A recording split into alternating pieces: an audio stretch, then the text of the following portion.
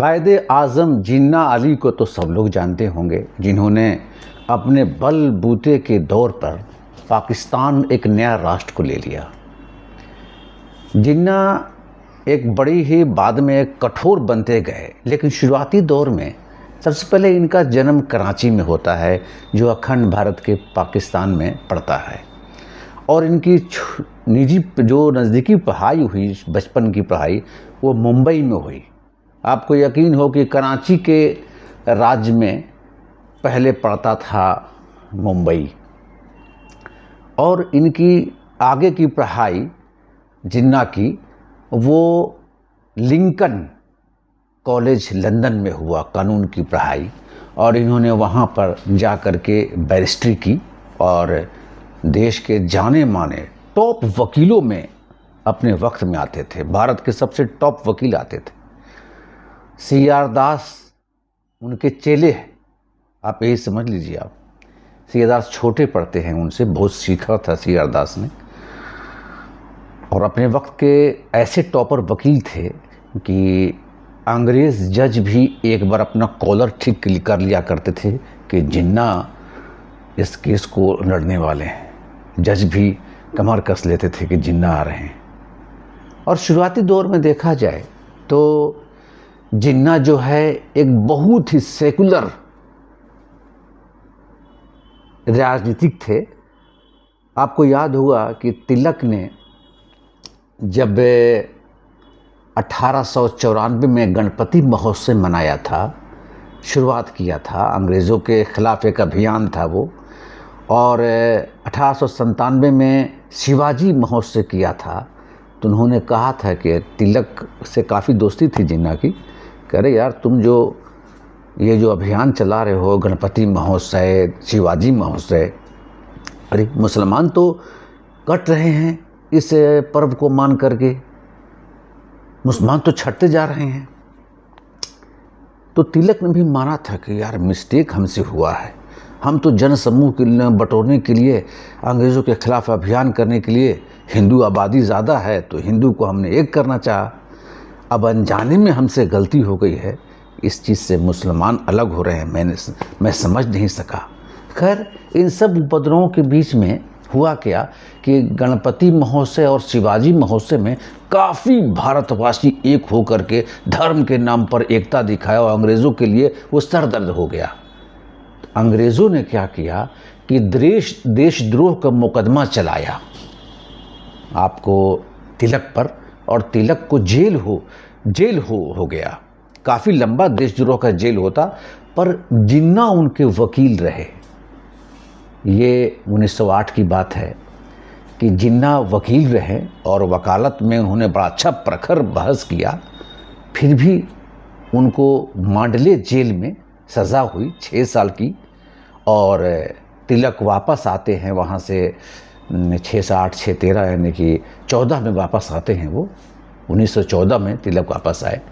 इससे पहले मैं जिन्ना के बारे में बता दूं कि जिन्ना नहायत ही बड़ा ही कठोर सेकुलर आदमी थे। और नाम था उनका मोहम्मद अली जिन्ना, पर मुसलमान का कोई बू नहीं था। वो हिंदू मुस्लिम एकता को प्रश्रय देते थे। और 1906 में जब स्वदेशी आंदोलन की बात चल रही है, स्वदेशी आंदोलन के दौरान 1906 में ये ऑनररी प्राइवेट सेक्रेटरी थे दादा भाई नौरोजी के, निजी सचिव थे। हालांकि 1902 में लंदन में जब दादा भाई नौरोजी थे, अधिकतर जब लास्ट एज हो गया था तो दादा भाई नौरोजी लंदन में ही रहने लगे थे, वहाँ के पार्लियामेंट में सदस्य भी थे ये। और उस वक्त मैडम भिकाजी कामा थी उनकी निजी सचिव। उसके बाद में फिर निजी सचिव जिन्ना बने। तो जिन्ना की चूँकि इंग्लिश बहुत अच्छी थी, बहुत टॉप क्लास का इंग्लिश बोलते थे, बड़ा अच्छा वो कोर्ट में जो है ना बहस और जिरह जो करते थे, बड़ा अच्छा तथ्य रखते थे वो। उनके मुकाबला का कोई नहीं था उस दौर में भारतीय इंग्लिश दां। और तिलक को जब वहाँ से ये जेल से रिहा आते हैं वापस, तो समझाते हैं कि अरे यार देश में ऐसा काम करो जिससे एकता का सूत्रपात हो, देश जुड़े, हिंदू मुस्लिम आपस में एक हो। जिन्ना ने भी इस बात को माना और इसी का परिणाम था कि जिन्ना सबसे पहले तो कांग्रेस में थे, बाद में 1913 में ये लीग का भी सदस्यता ले लिया, और जब 1916 में लखनऊ समझौता हुआ, लखनऊ सम्मेलन हुआ कांग्रेस का, तो उसमें तिलक और वो बड़ा नज़दीकी रूप से बैठे और हिंदू मुस्लिम एकता, यहाँ तक कि लीग और कांग्रेस का एकता आपस में हुआ, और तब देश में फिर, और उसमें गांधी जी भी आ गए थे। हालांकि गांधी जी को कोई नहीं जानता है, जिन्ना तब पर भी देश के सबसे बड़े नेता माने जाते थे, पर गांधी का त्याग और गांधी का देश की समर्पित जो भावना था वो देशवासियों को समझ आने लगा। और जब असहयोग आंदोलन हुआ 1 अगस्त 1920 को, तो गांधी को ये नेता उतना नहीं मान रहे हैं, जिन्ना चाहे एनी बेसेंट हों या फिर बिपिन चंद्र पाल है, इन्होंने कांग्रेस को छोड़ दिया।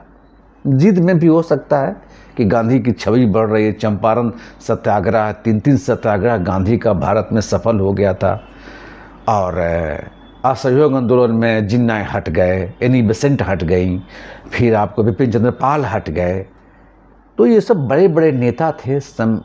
इन लोग थोड़ा सा गुरूर था कि गांधी की बोलती बढ़ती जा रही है, ये भी हो सकता है।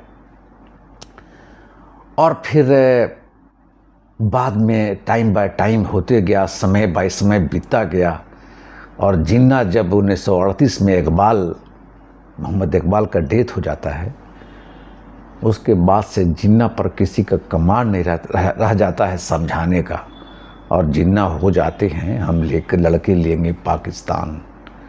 और वो आदमी कायदे आज़म भी कहा जाता है। कायदे आज़म मतलब वकीलों में अब कायदा कानून वाला आदमी, और अपने बल पर पाकिस्तान ले लिया।